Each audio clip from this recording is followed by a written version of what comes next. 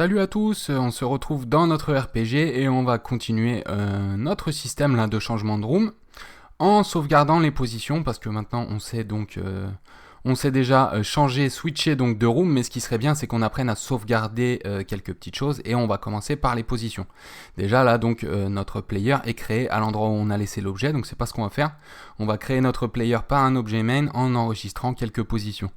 Et ça va nous apprendre quelques bases de la sauvegarde, même si c'est pas du tout la méthode qu'on utilisera pour les choses plus complexes, c'est-à-dire sauvegarder un inventaire et sauvegarder par exemple les positions des ennemis sur la map, les quêtes, etc. Donc ça ce sera plus complexe, mais j'attendrai qu'on ait un petit peu plus avancé dans notre RPG.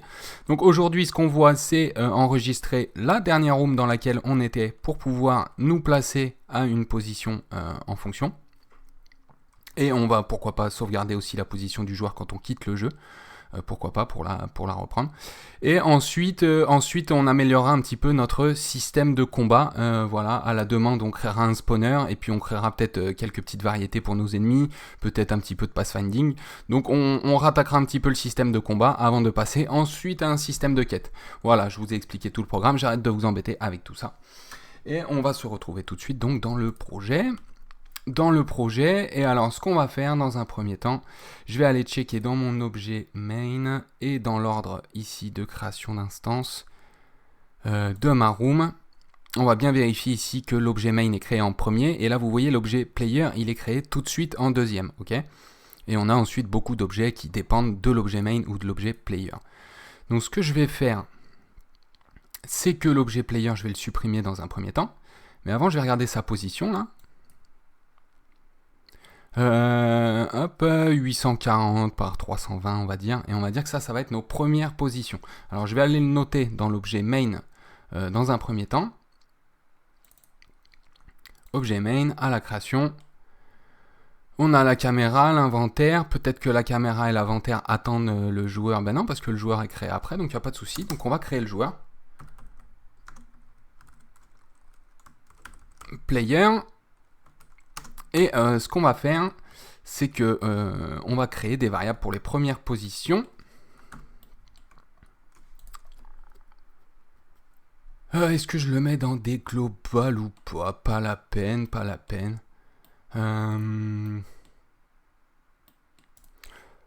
je vais créer des variables même locales. Je vais créer une variable default player x et default player y. Ok. Et c'est égal à, le temps de réfléchir, j'ai déjà oublié, c'est égal à 860-320. Hop, ça risquerait d'être dans une collision, je vais mettre là 840-300, ça ira très bien. 840 300. Et dans un premier temps, là, on pourrait juste dire que si not instance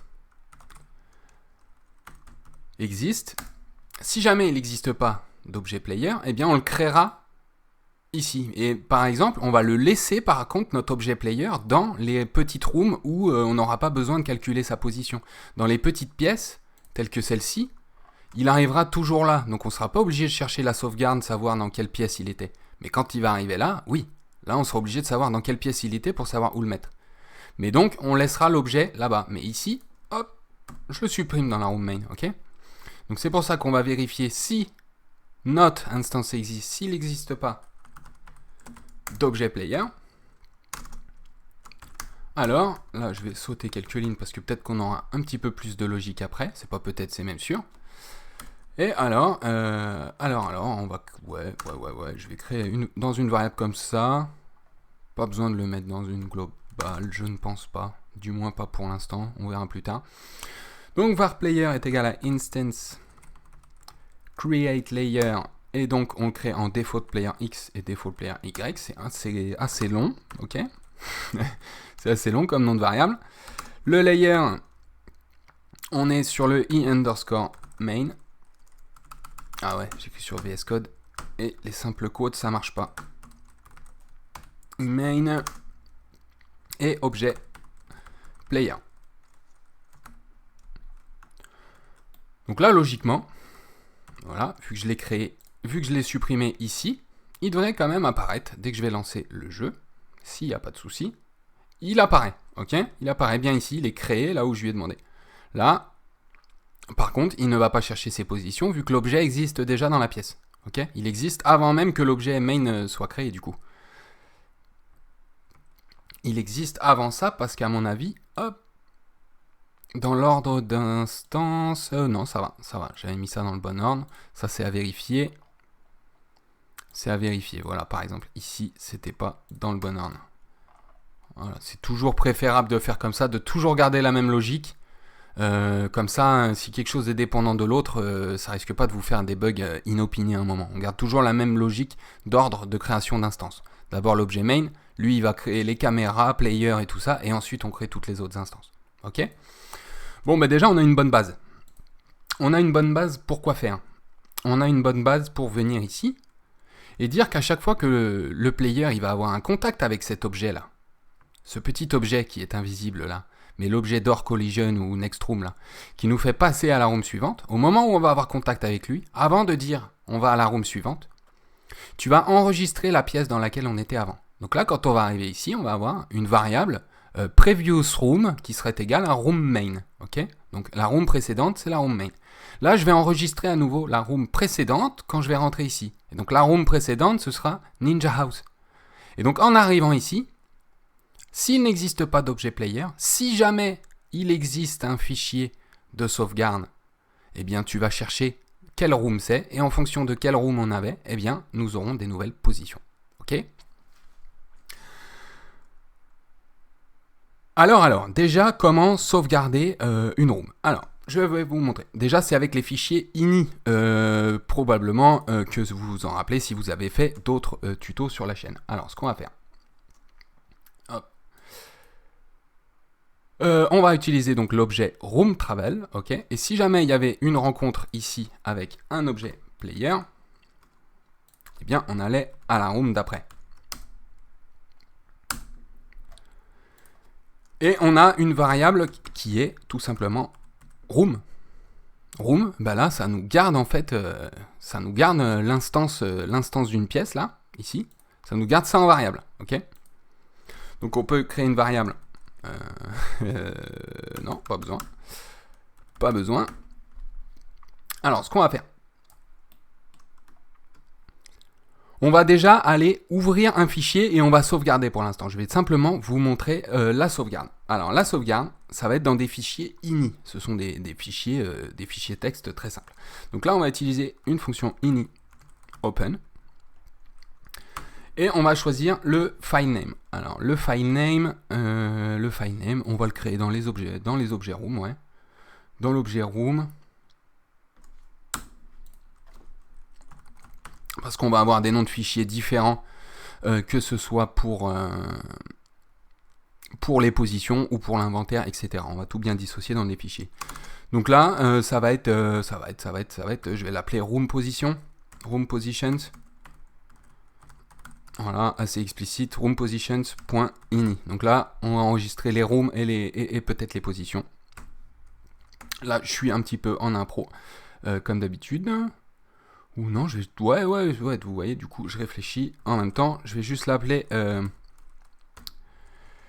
previous room. Voilà, tout simplement la room précédente et tout le reste, c'est l'objet main qui va régler. Ok. Donc là, j'ai un nom de fichier. Voilà, ça c'est le nom de fichier pour ce qui est des objets room travel.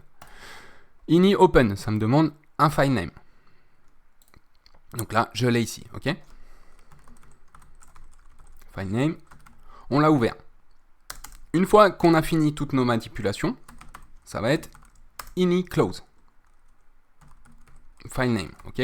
Ça libère de la mémoire. Si on garde toujours, si on ouvre un fichier dans notre code, il est toujours ouvert, il est toujours prêt à inscrire dedans et ça gâche de la mémoire, ok. Maintenant, je vais cliquer sur la molette ici et on va aller voir, télécharger, allez, et on va aller voir un petit peu dans le manuel ce qu'ils nous disent au sujet de tout ça. Alors, les fichiers ini. Alors, on va avoir ini open et ini close, comme je vous le disais, et dedans, on va pouvoir écrire des réels, donc des chiffres, des nombres entiers, écrire du texte, Et on va pouvoir aller lire tout ça. Donc on peut écrire tout ça dans des fichiers, fermer le fichier. Et donc on peut écrire le nom de notre room, des noms d'instances, etc. Et quand on arrive dans l'autre pièce, on va pouvoir rouvrir ces fichiers et les lire. Okay, dans ces fichiers, on peut tout régler par clé et par section. Okay, on peut avoir la section room, clé, position X. Section room, clé, position Y. Okay, mais là, on va pas trop s'embêter. On va faire quelque chose de très simple. Mais donc, vous pouvez vous reporter à la documentation si vous voulez avoir un petit peu plus de détails sur tout ça. Ne cherchez pas à sauvegarder un inventaire, je vous le dis tout de suite, hein, avec tout ça. Hein, okay, c'est bien pour des positions, pour quelques valeurs assez simples. Okay, pour le reste, on utilisera des JSON. Alors, donc, maintenant qu'on a ouvert notre fichier, on va utiliser la fonction donc ini write. Et là, ce qu'on va faire, c'est qu'on va écrire, on va pas écrire un texte, on va écrire un rel. Parce que ce qu'on ne sait pas, c'est qu'en fait, comme je vous disais, ici, on a l'index de nos rooms. Et même si nous, on leur a donné un nom, en fait, elles vont avoir l'index 0, 1, 2. OK ? Donc là, la valeur en réel que je vais mettre, ce sera ma room, ok ? Et on va arranger ça dans des sections et des clés. Donc on va avoir la section, ça va être room, par exemple.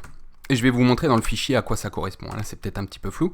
Et là, on va dire previous room. Mais comme ça, je pourrais enregistrer d'autres choses dans la section room qui auront un autre nom, ok ?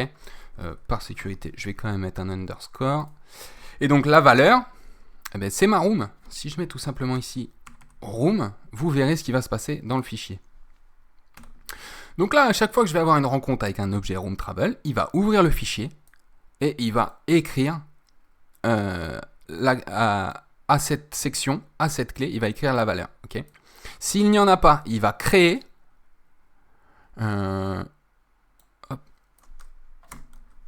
là, par contre, c'est comme ça. S'il n'y en a pas, il va créer la clé et la section. Ok. Et s'il y en a déjà, il va la remplacer. Ok. Alors, je sauvegarde tout ça. Je vais aller voir déjà s'il n'y a pas un bug. S'il n'y a pas un petit souci. Ini close. Ok. Ini close, pardon. Autant pour moi, il n'y a pas besoin du file name. Là, on est bon. Hop, je vais aller voir là. Est-ce que j'ai un bug ? J'ai pas eu de bug, ok. Bon, alors qu'est-ce que je vais faire ? Je vais quitter mon jeu. Et là, je vais faire Windows R. Sinon, vous ouvrez l'applet de commande. Je sais pas ce que c'est sur Mac pour aller voir les datas des applications locales. Donc ça, vous allez voir un petit coup sur Google, sur GameMaker, et vous allez trouver ça assez facilement. Donc vous allez dans les local app data. Hop, et à partir de là, vous allez trouver le nom de votre jeu. Et donc moi, j'ai mon action RPG ici, ok. Et là, j'ai donc un fichier Previous Room qui est ici, ok. Donc je vais aller l'ouvrir. Je vais l'ouvrir avec... il me l'ouvre de base avec le bloc-notes. Vous l'ouvrez avec le bloc-notes. Et là, qu'est-ce qu'on a ? On a une section Room et une section Previous Room avec 0, ok. 0, pourquoi ? Parce que room main, c'est la première room que j'ai créée. Alors là, je vais quitter ça. Je vais relancer mon jeu. Donc là, normalement, la previous room, ça va encore être 0. Mais si je ressors là, normalement, j'ai enregistré autre chose. Alors, je quitte mon jeu. Je retourne voir mon fichier. J'ai bien enregistré l'ID de ma room. Ok ? Bon, maintenant, c'est assez simple. Je vais aller dans mon objet main. Donc là, on a les variables par défaut. Ok. Maintenant, est-ce que je créerai... Ouais, on va créer une data structure pour enregistrer toutes ces données. Voilà, vous voyez, je viens de trouver en même temps que j'étais en train de réfléchir à comment faire ça. Eh bien, on va créer une structure de données, d'accord ? Donc un tableau, tout simplement. Et un tableau qui va enregistrer la position X, la position Y. Mais peut-être que plus tard, on aura d'autres infos à mettre. C'est pour ça, je mets ça dans un tableau. Et chaque ligne sera correspondante à l'ID d'une room. Ok ?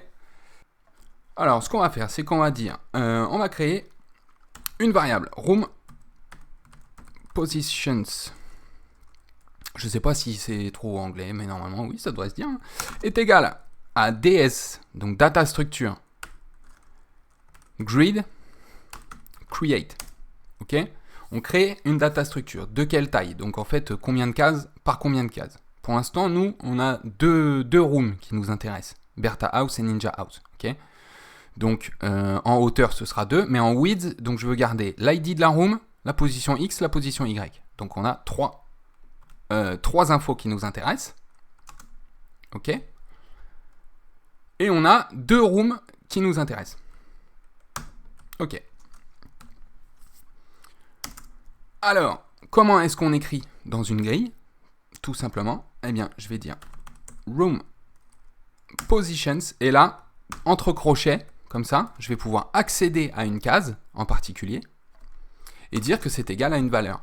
Donc moi, par exemple, la première case de mon tableau, ça va être le nom de Bertha House. C'est ça qui m'intéresse. Donc RM Bertha House. C'est quoi la première case de mon tableau? C'est la case en haut à gauche. Visualiser un tableau Excel, la première case tout en haut, tout à gauche. Donc à l'index 0 en X et 0 en Y. Ça fonctionne tout pareil.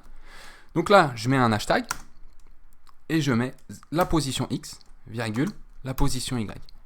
Donc la première case en X, la première case en Y. La première case à gauche, la première case en haut. Ok, c'est égal à Bertha House. Et là, je pourrais dire la deuxième case de la première ligne et la troisième case de la première ligne. Et là, ça va être les positions où je vais vouloir que mon joueur apparaisse quand il vient de Bertha House. Alors, Bertha House, c'est celle-ci, hein, ok, on n'oublie pas.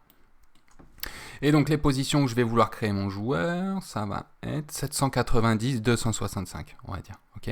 790, 265. 790, 265. Maintenant, je refais un vulgaire copier-coller. Et là, ça va être Ninja House. Hop, j'y arrive pas. On est bon. RM Ninja House. Et là, à mon avis, on va garder pareil en vertical, hein, bien sûr. Mais en horizontal, on va faire 695.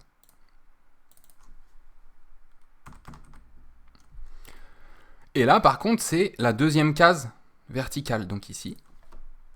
Hop. Voilà, tout simplement. Et vous inquiétez pas, je vais vous montrer en jeu à quoi tout cela correspond. Et je vais vous montrer ça tout de suite en appuyant sur le debugger. Je lance le debugger.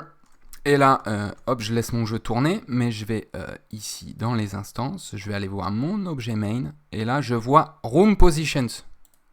Grid. Ok, DS Grid. Je clique, hop, je vois que j'ai 3 infos en X. Oh, et en Y, regardez.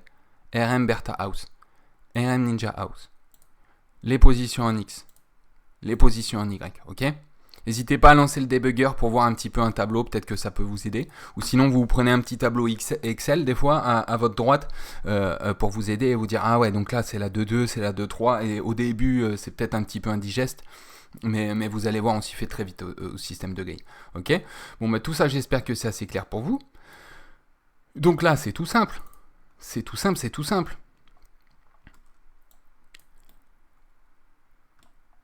Là, on a on a une fonction qui vérifie si l'objet n'est pas créé. Donc, s'il n'est pas créé, ça veut dire que on a déjà sauvegardé la position d'une ancienne room. Okay, donc, on n'a même pas besoin d'aller voir s'il y a des sections qui existent ou pas. Là, on a tout simplement à dire ini open fname. Donc là, le frame name, c'est le frame des room position. Donc je vais le mettre dans une variable locale. Voilà, fname est égal. Et je ne me rappelle plus, j'ai vraiment une tête. C'est terrible, hein, c'est terrible. Previous room. Ça c'est ok.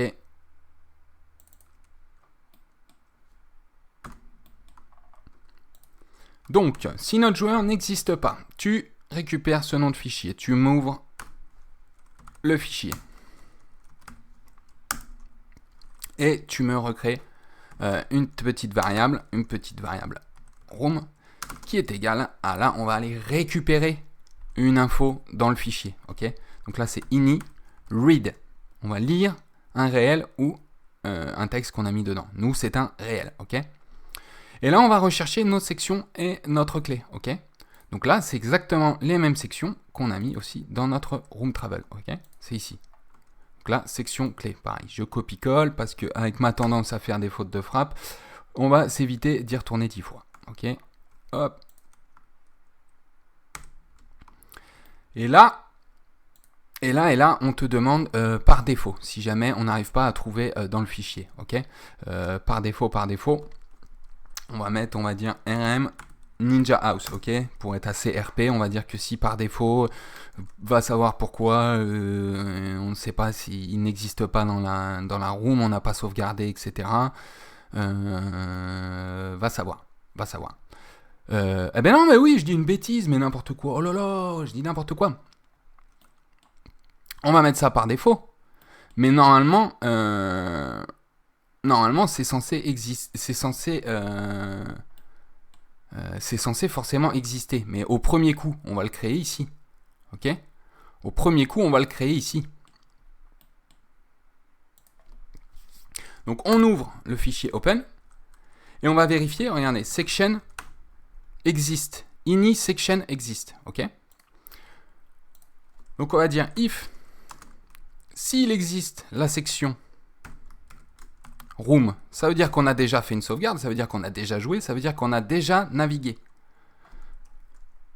Alors dans ce cas-là, on va avoir une logique d'aller rechercher les positions, etc. Là, tout ça, on va le voir. Et sinon, là, les positions, ce sera égal à celle-là, ok ? Donc là, je vais créer une variable xx. Ça va être égal à ça. Hop. Et pour y, à ça, ok ? Là, j'espère que je ne vous ai pas perdu, parce que je me suis embrouillé tout seul. Hop. Et notre player, je vous récapitule, hein. De toute façon, vous connaissez. Je récapitule tout et on remet tout au propre après. Là, notre fonction n'est pas finie, ok ? Mais qu'est-ce qui se passe ? S'il n'existe pas d'objet player, ça veut dire qu'on est en room main. On vérifie si on a une sauvegarde et on sera en position qu'il faut. Sinon, s'il n'y a pas de sauvegarde, c'est que c'est la première fois qu'on lance notre jeu. Donc, notre player, on va le créer aux positions par défaut. Ok ? XX, ce sera égal à ça. Ok ? Et donc, notre joueur, on le crée en XX et en YY. Ok ? En tous les cas, notre joueur va être créé là. Mais c'est ses positions qui vont changer. C'est égal aux positions par défaut si on n'a pas sauvegardé. Et là, comme on a sauvegardé, on a récupéré la room qui nous intéresse. Et là, c'est parti. On va aller parcourir notre petite grille pour trouver quelle ligne correspond la room. Donc pour une variable i qui est égale à 0, tant que i est inférieur à ds grid height room position. Donc on va répéter pour i est égal à 0 et i est égal à 1. Dès i est égal à 2, non, parce que la hauteur est de 2 et on va être strictement inférieur. Ok. On incrémente i. Ça c'est good. Et on va aller chercher, on va voir si la première case horizontale, donc si room positions, la première case AI est égale à la variable room qu'on a récupérée dans notre fichier, eh bien, xx, et il faut que je déclare en var xx et var yy, c'est donc égal xx à la première position, donc à la deuxième case, 1 i,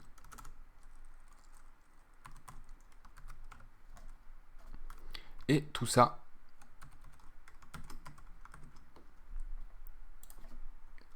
pour Y. Donc, je récapitule. Si il n'y a pas de joueur, room est égal à main. Ok?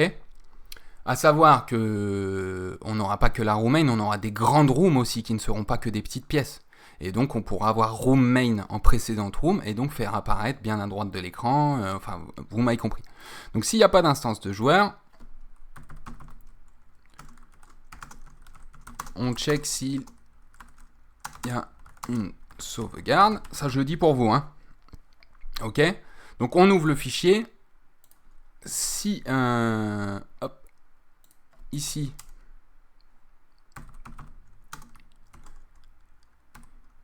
s'il existe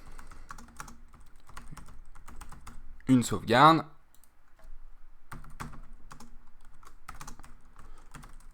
on récupère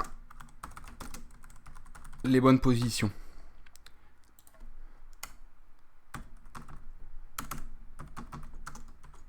Sinon, les positions par défaut.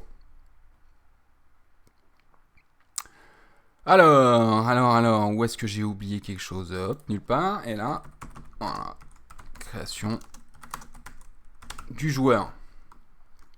Alors, pour vérifier si j'ai pas fait d'erreur dans mon code, ce qui m'étonnerait, pour être sûr, c'est que je vais faire un Windows R. Ok, je vais aller chercher les infos de tout ça et je vais le supprimer. Ok, je me le mets sur mon autre écran pour pouvoir voir où est-ce que je vais. Je lance. Donc normalement, voilà, il n'a pas trouvé de fichier. Ok, je suis opposition par défaut. Allez, je vais là-bas. Voilà, je vois bien que mon fichier ici a été créé. Maintenant, hop, je ressors. Waouh! Mais que se passe-t-il?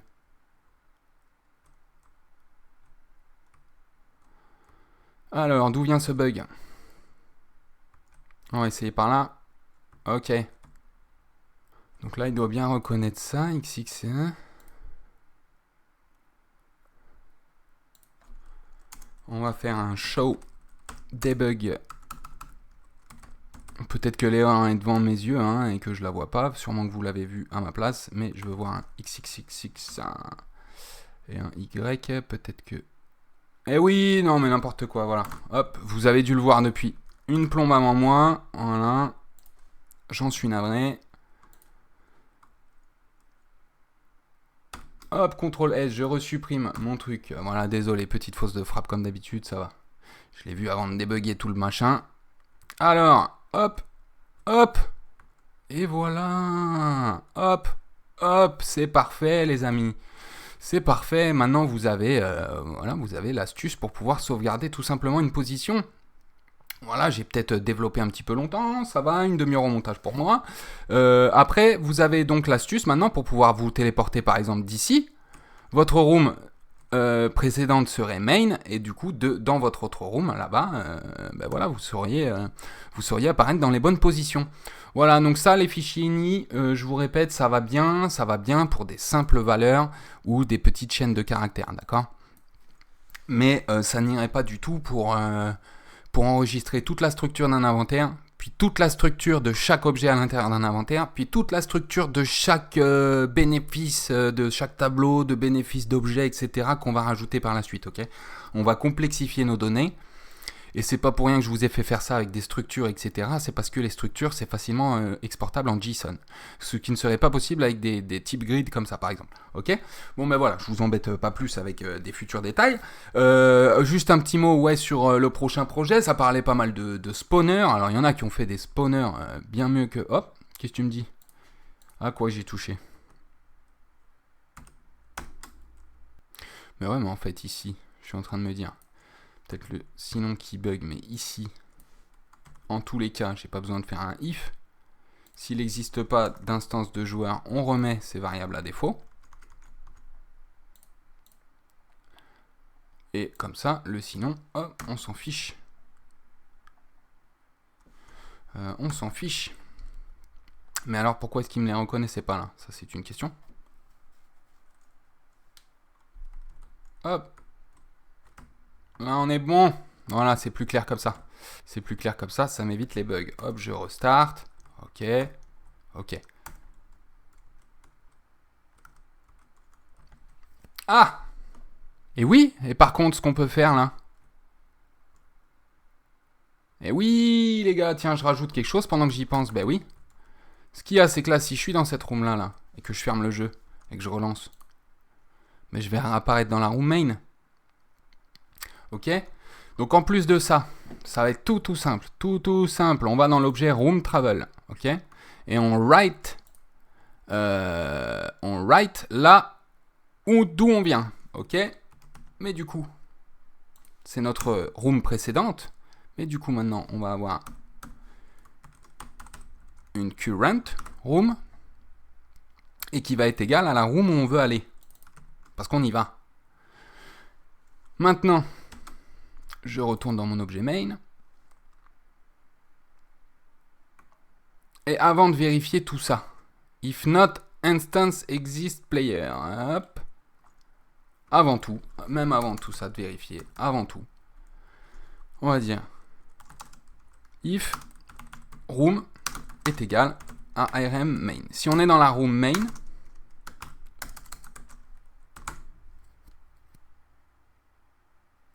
non, même pas en fait. Même pas à la création.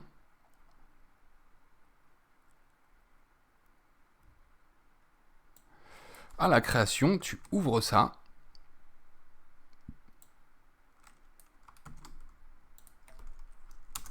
À la création, tu m'ouvres le fichier.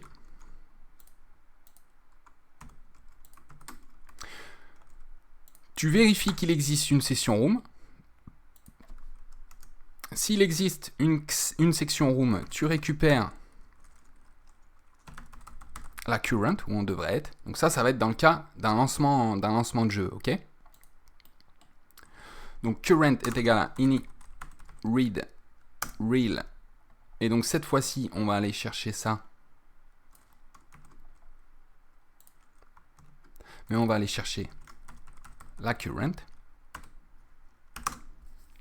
Et défaut, je vais mettre 0, mais c'est pas censé trouver par défaut, du coup, vu que la section existera. Mais bref. Donc là, on a récupéré ce qui est censé être notre current room au lancement du jeu. Et donc, on va vérifier si room n'est pas égal à current. Ok? Et bien, dans ce cas-là, on dit quoi? On dit room goto current. C'est tout. On va à la room dans laquelle on est censé être. Et du coup, à la recréation... ouais, non, ça je n'ai pas besoin. Du coup, à la recréation de l'objet, il va rouvrir, il va voir qu'on est dans la bonne. Ok, ça, c'est bon, on est bon. Ok, tout ça, on le mettra dans des fonctions pour que ce soit un petit peu plus propre. Mais là, normalement, au lancement du jeu, variable fname, bien sûr. Bien sûr. Le fname, je vais l'enlever d'ici. Et je vais aller le mettre tout là-haut.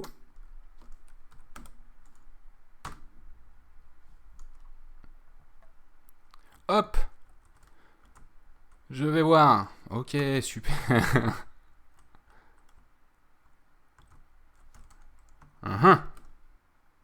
Oui, bah oui. Sans faire exprès. Hop, j'ai supprimé ça, décidément. Voilà. Là, il apparaît au bon endroit. On arrive là. Je vais fermer mon jeu. Je relance. Ok, on arrive bien là. Et aux bonnes positions, du coup, après, à voir si on enregistre ou pas la position, ou si on réapparaît. Ça c'est à voir quand on quitte le jeu. C'est à voir quand on quitte le jeu, mais comme on quittera le jeu d'une manière un peu plus propre par un menu, ben c'est à ce moment-là qu'on enregistrera les positions de nos joueurs. Mais là déjà, donc si je vais dans cette pièce, hop, je relance. J'apparais à la pièce, à la création. Ok. Là, je quitte, je relance. J'apparais là, aux dernières positions, on est bon. Et maintenant, je réessaye ici. Je quitte, je relance. Et voilà. Et voilà, encore une fois, voilà, juste que ce soit un petit peu plus propre, juste que quand on quitte le jeu, que ça sauvegarde les positions. Mais ouais, ça je veux le mettre dans des fonctions. Dans des fonctions pour quand on quitte le jeu. Voilà, vous avez déjà donc la structure pour faire une simple sauvegarde par des fichiers ini et on verra donc plus tard comment complexifier un petit peu tout ça, ok. Bon, bah, j'espère que ça vous a plu. Là, on va améliorer un petit peu notre système de combat maintenant pour la suite, ok. Ça va être la suite. Là, on a déjà des ennemis qui nous suivent sans se stacker, c'est assez sympa, mais ce que j'aimerais, c'est qu'ils puissent nous contourner ces arbres là plutôt que de se les manger comme ça, parce que ça, c'est un petit peu ridicule dans un RPG, d'accord. Il est un peu ridicule là, notre gars.